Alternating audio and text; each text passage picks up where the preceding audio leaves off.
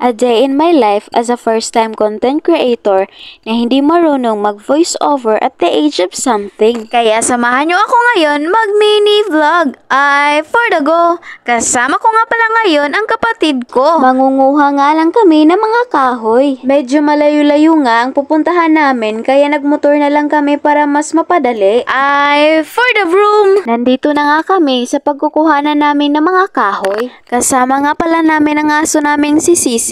Kaya naman agad naming sinimulan ang pangunguha ng mga kahoy. Marami na nga kami nakuhang mga kahoy banda rito kaya ititipon muna namin ito bago namin isilid sa sako. Buti pa tong alaga naming si Sisit, nakabantay palagi para sa amin.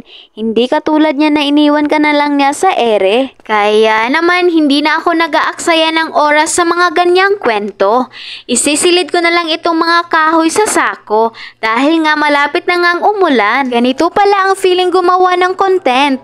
First time ko nga lang gumawa ng content at mag-voice over. Hindi ko nga alam paano magsimula. Takbo nga ako ng takbo dito para nga lang kukunin ang kamera. Natutuwa nga ako habang ako ay nag-e-edit.